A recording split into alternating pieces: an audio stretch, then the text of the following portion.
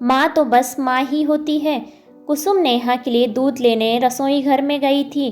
नेहाल ने कुसुम की चीख सुनी तो वह दौड़कर रसोई घर में गया। वहां जाकर उसने जो देखा उसे देखकर उसके पैरों के नीचे से जमीन खिसक गई। कुसुम के कपड़ों में आग लगी थी। नेहाल भागकर कमरे में गया और लोई उसके ऊपर डालकर आग बुझाने की कोशिश करने लगा। अब तक और लोग भी जमा हो गए थे। किसी तरह से आग तो बुझ गई, पर कुसुम को ना बचा सका। नेहाल एक सीधा साधा मेहनती इंसान था। 3 साल पहले ही उसकी कुसुम से शादी हुई थी। वह अपनी पत्नी के साथ बहुत खुश था। नेहा के जन्म के बाद तो दोनों और भी खुश थे। नेहाल बस अपने काम से काम रखता था। उसने किश्तों पर एक कमरे वाला फ्लैट लिया था। उनकी ज़िंदगी बड़े अच्छे से चल रही थी। आज उस पर मुसीबतों का पहाड़ टूट पड़ा था। उसे कुछ समझ नहीं आ रहा था, कैसे जिएगा कुसुम के बिना। नेहा का क्या होगा, यही विचार उसे खाए जा रहा था। नेहा बेसहमी सी उसे देख रही थी और उसकी गोदी से नीचे उतर नहीं रही थी। कुसुम के माता पिता भी आ गए थे। उनके साथ उनकी छोटी बेटी मधु भी थी। नेहा मधु को देखते ही उसके पास चली गई और उसके कंधे से लग गई। मधु नेहा को कमरे से बाहर ले गई और बहलाने की चेष्टा करने लगी। नेहा भी मधु के साथ सहज हो गई थी।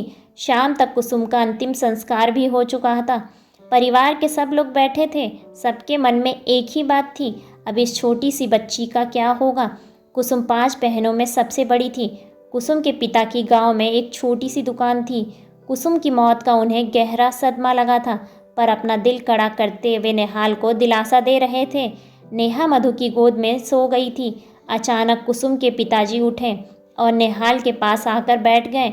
उन्होंने बड़े प्यार से नेहाल के सर पर हाथ फेरते हुए कहा, वे मधु को कुसुम की जगह पर नेहा की जिम्मेदारी देने को तैयार हैं। इसी में सभी की भलाई है। मधु नेहा से अच्छे से हिली मिली है। वह उसे माँ का भरपूर प्यार दे सकेगी। नेहाल का भी घर संभल जाएगा। अभी वे नेहा को अपने साथ ही ले जाएंगे। कुछ समय बाद नेहाल और मधु की शादी बड़ी सादगी से कर दी गई। नेहा पहले से ही मधु से हिली मिली थी। वह जल्द ही सहज हो गई। उसे ही अपनी माँ समझने लगी। मधु 20 साल की थी। उसने 12वीं तक पढ़ाई की थी। वह बहुत ही शालीन कन्या थी। उसने नेहाल की गृहस्थी को अच्छे से संभाल लिया था। समय तेजी से बढ़ता गया। नेहा का भी स्कूल में दाखिला करा दिया गया था।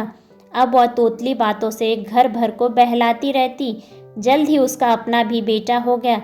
पर मधु के नेहा के प्रति प्यार में कोई कमी नहीं आई। वह उसे रोज स्कूल छोड़ने जाती और स्कूल से लेकर आती। उसकी हर ज़रूरत का ध्यान रखती।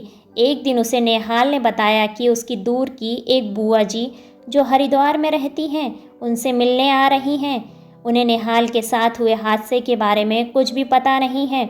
मधु ने ये सुना तो कुछ सहम सी गई कि ना जाने क्या कहेंगी, कैसा व्यवहार करेंगी उसे कुसुम की जगह पर देखकर।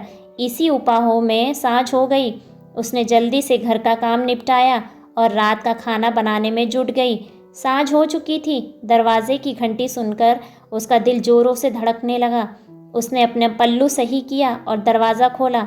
सामने नेहाल के साथ एक अधेड़ उम्र की महिला खड़ी थी। माथे पर बड़ी सी बिंदी, सीधे पल्लू की साड़ी पहनी थी और शायद मुंह में पान भी चबा रही थी। मधु को सामने देख उन्होंने प्रश्न भरी निगाह से नेहाल की ओर देखा। नेहाल ने उन्हें रास्ते में ही कुसुम के हादसे के बारे में बता दिया था, पर अपने दूसरे विवाह के बारे में अभी नहीं बताया था। जब मधु ने उनके पैर छुए तब नेहाल बोला, बुआ जी, यह मधु है, मेरी पत्नी, और ये रहे आपके पोता पोती। इतना सुनकर बुआ जी ने जोर जोर से रोना शुरू कर दिया। उन्होंने नेहा को गोदी में उठा लिया और जोर जोर से कहने लगी, हाय रे नियति, इस छोटी सी बच्ची को सौतेली माँ को सौंप दिया। हे भगवान, अब क्या होगा इस बच्ची का। नेहा हैरान थी, ये क्या हो रहा है।